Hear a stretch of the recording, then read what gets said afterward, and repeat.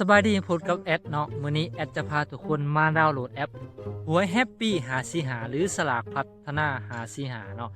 ที่ออกวันจันทร์พุธศุกร์เนาะแต่บ่คือกับเลข256ตัวเนาะซึ่งวิธีการดาวน์โหลดและวิธีการสมัครได้ให้ทุกคนเบิ่งคลิป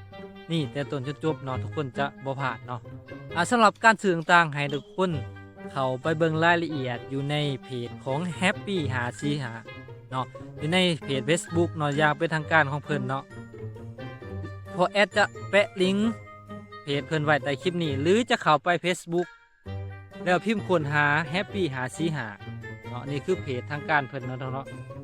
เพจเป็นทางการเพิ่นเนาะเพจบริษัทเพิ่นเนาะสามารถเงินเบิ่งข้อมูลต่างๆและสอบถามได้วันนี้แอดจะพาทุกคนมาดาวน์โหลดแอปเลยเนาะทุกคนเนาะโอเคสำหรับระบบ Android เนาะให้ทุกคนเข้าที่ Play Store เนาะถ้าเป็นระบบ iOS หรือ iPhone เนาะให้เข้าไปที่ App Store เนาะโอเคกดเข้า Play Store เลย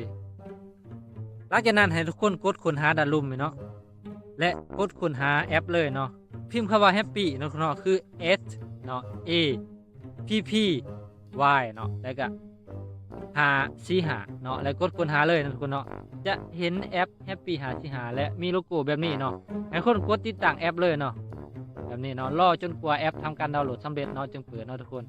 โอเคหลังจากแอปโหลดแล้วเนาะให้ทุกคนกดเปิดแอปได้เลยอนุญาตแจ้งเตือนเนาะแอปจะมีการแจ้งเตือนลื่นเนาะหลังจากเปิดแอปมาแล้วเนาะให้ทุกคนกดมาที่ข้อมูลส่วนตัวด้านลุ่มเนาะจะมาอยู่ในหน้าของการสมัครเนาะทุกคนเนาะในการสมัครนี่เนาะถ้าว่าคนใดเคยโหลดแอปมาแล้วให้ทุกคนใส่เบอร์เนาะและใส่รหัสผ่านที่ตัวเองตั้งเนาะแต่ว่าถ้าว่าคนใดเคยตั้งแล้วแต่ลืมรหัสเนาะลืมรหัสเขาเนาะต้องกดที่ลืมรหัสผ่านเนาะและเอาเบอร์ที่เคยตั้งใส่เพื่อจะตั้งรหัสผ่านหรือว่ารีเซ็ตรหัสผ่านใหม่เนาะแต่ว่าคนใดที่บ่เคยโหลดหรือว่าซื้อจักเทื่อให้คนกดมาที่สมัครสมาชิกเลย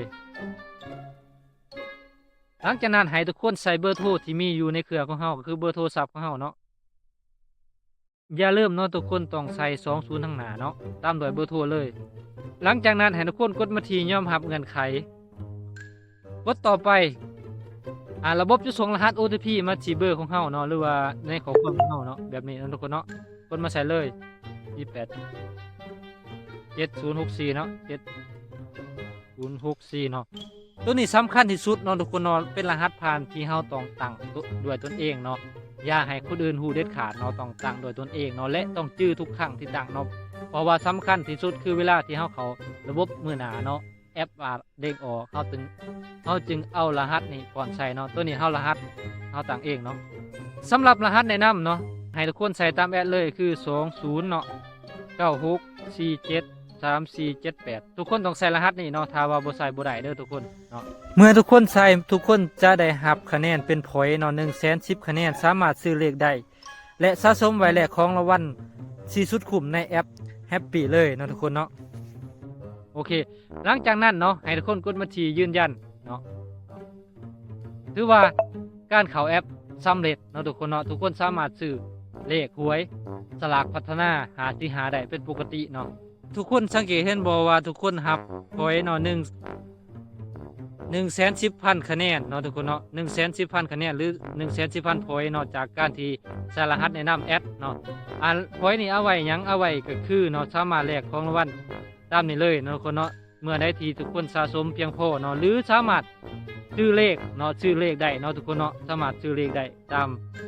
มที่เราต้องการซื้อเนาะคือเพิ่มเนาะหลังจากนั้นเรากดยืนยันและนำใส่คะแนนเนาะทุกคนเนาะสามารถซื้อได้เนาะถ้าว่าคนไหนบ่เข้าใจวิธีการเล่นต่างๆเนาะให้ทุกคนเข้าเสิร์ชหาเนาะหรือว่าเข้า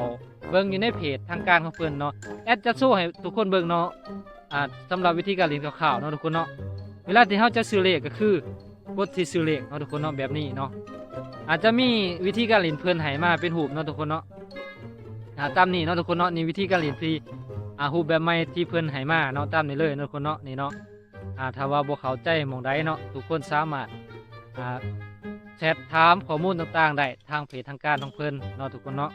ตามนี้เลยเนาะวิธีข้อมูลการเล่นเนาะในการซื้อ1แถวหรือว่า 1,000 กีบสามารถลุ้นได้ทั้งหมด5รางวัลเนาะทุกคนเนาะถือว่าชุดกลุ่มเลยเนาะรางวัลที่1ก็คือ1ล้านกีบเนาะรางวัลที่2 5 ล้านเนาะรางวัลที่3 2แสนรางวัลที่420,000เนาะวันที่5คือถือสลับตำแหน่งเนาะก็คือได้10ล้านกีบเนาะ ส่วนถึงตัวเดียวแมนได้10,000 พอยต์เนาะโอเคเนาะสำหรับวิธีการโหลดวิธีการสมัครก็จบสำเนียงทุกคนเนาะ